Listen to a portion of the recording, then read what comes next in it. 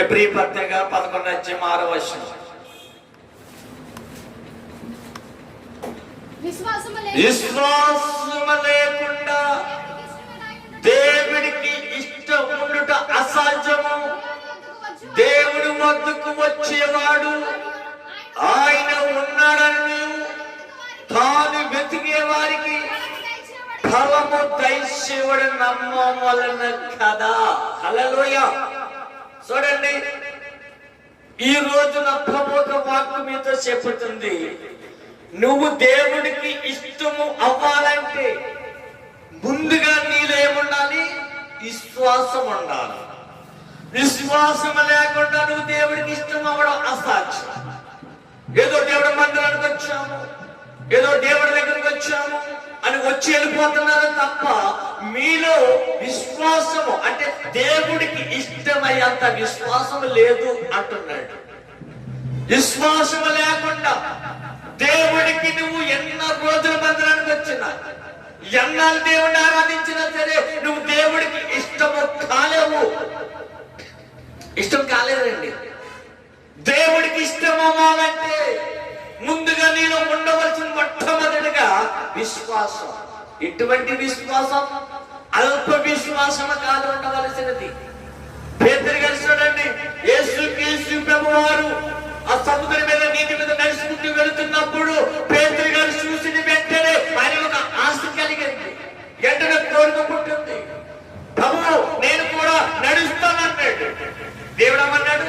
దానికి పెద్ద పని అవుతుంది, నడుస్తున్నామన్నాడు. యేసుక్రీస్తు ప్రభువు వైపు చూసినంత సేపు పేతురు గారు నీటి మీద చక్కగా నడికి సాగాడు.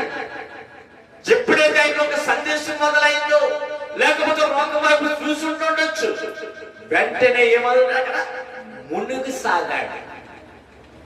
ఆ మునుగు సాగుతున్న సమయంలో పేతురు గారు ప్రభువుని పిలుస్తున్నాడు, ప్రభువా రక్షించు. యేసు అన్నాడు, అల్ప విశ్వాసి. ఏమన్నాడు చూసారా? ఒక్క మాట. అప్పటిదాకా నడిచాడు, మునుగు సాగినప్పటికి భయము ఆందోళనతో ప్రభువును రక్షించు. ఆయన ఒక్క మాట అన్నాడు అంతే. అల్ప విశ్వాసి. నీలో దేవుడికి ఇష్టం అవ్వకుండా, దేవుడు సేవ అంటే, దేవుడు ఒక పని అంటే, సంగమలో కూడుకోవడం అంటే ముందుగా మనము విశ్వాసాన్ని ఎప్పటికప్పుడు బలపరుచుకుంటూ ఉండాలి.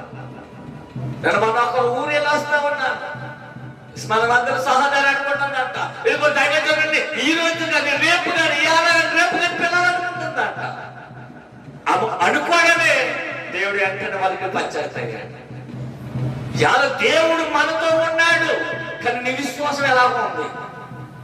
ఎంతసేపు ఆదివారం ఏదో లేటుగా వచ్చి కనిపించి వెళ్ళిపోవడమే తప్ప కానీ పరిశుద్ధాత్మ కూడుకు రాకుండా, పరిశుద్ధాత్మ కూడుకులో పాల్పొమ్మడి పొందకుండా, ఉపవాసం ఉండకుండా, ఉపవాస ప్రాంతంలో పాల్పొమ్మడి పొందకుండా, ఉపవాసం ద్వారా ప్రార్థనలు చేయకుండా ఆదివారం వస్తే ఆశీర్వాదం నీతికి రానే రాదు. రాదు ఖచ్చితంగా. ప్రభు చెప్తున్నాడు, విశ్వాసం లేకుండా దేవుడికి ఇష్టపడుట అసాధ్యము. ఆయన వద్దకు వచ్చేవాడు ముందు ఆయన ఉన్నాడని భయంతో ముందు మందిరానికి రావాలి. దైవజనుడు చూసి ఎవరు భయపడతారు? దైవజనుడి మాటకి ఎవరు లోపడతారు? దైవజనుడు చెప్పింది చేయగలుగుతారు? వాళ్ళని ఖచ్చితంగా దేవుడు దీవిస్తాడు. ఆ కింద మాట అంటాడు 7వ వర్షంలో, విశ్వాసాన్ని బట్టి నోహకు ఆది వరకు చూడని సంగతుల గురించి దేవుడి చేత హెచ్చరింపబడి భయభక్తులు గలవాడే తన ఇంటి రక్షణ కొరకు ఒక వాడును సిద్ధము చేసుకును. మీరు వచ్చిన శనివారం రాకపోయినా 365 రోజులు మా గృహంలో ప్రార్థన జరుగుతూనే ఉంటారు. మా ఇంటి రక్షణ నిమిత్తం, మా ప్రాంతమ రక్షణ కోసం, మా మండలము, మా రాష్ట్రము కోసం మాకు బాధ్యత. విశ్వాసము కొన్నాళ్ళు ఆత్మలో కొనసాగి, కొన్నాళ్ళు పరిశుద్ధంగా జీవించి, కొన్నాళ్ళు విశ్వాసములు కొన్నాళ్ళు తొలగిపోతే మళ్ళీ ఎక్కడ పడిపోతున్నారు ఒకసారి జ్ఞాపకం చేసుకోండి. విశ్వాసాన్ని బట్టి ఆనవకంట ఏమిటంట? రక్షణ కోసము, రక్షణ కోసము భయభక్తులు వాడే అనవకంట, భయభక్తులు కలివాడే భర్త ఎలాగుంది? నీ కుటుంబాన్ని నువ్వు రక్షించుకోపోతున్నావు, నీ భర్తని నువ్వు మార్చుకోపోతున్నావు, నీ పిల్లల్ని నీ కుటుంబాన్ని తట్టు తిప్పుకోపోతున్నావు. నీకు భర్త ఎక్కడ ఉంది? పరిశుద్ధమైన గ్రంథంలో అంటాడు లోకాసు వార్తలో 5:5 చూడండి, ఒక మాట చెప్తాడు ఆయన.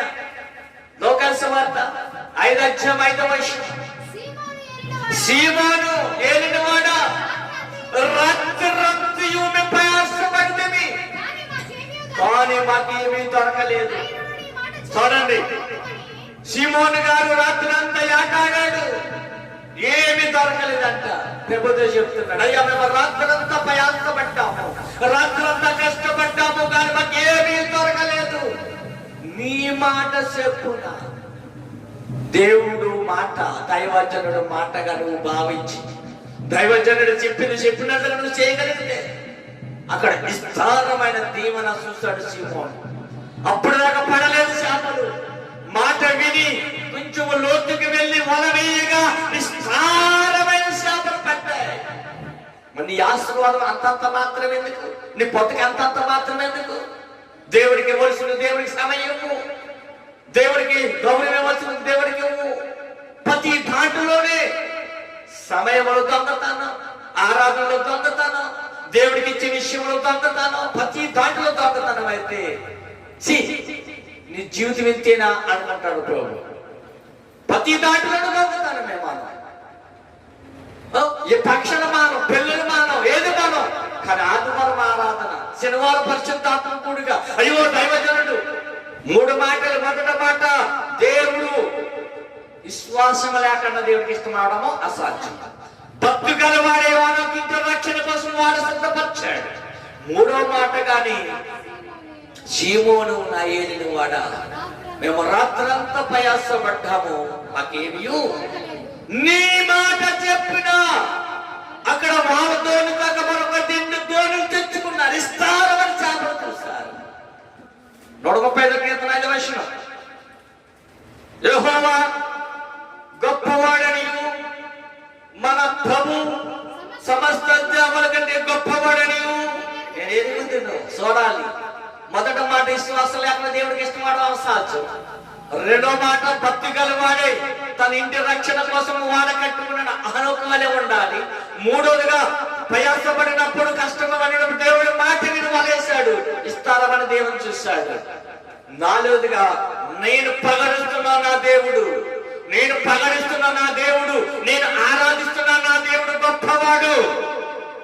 ఆ గొప్పవాడు రుచి నేను చూశాను చెప్తుంది. నేను ప్రకటిస్తున్నా నా దేవుడు గొప్పవాడు.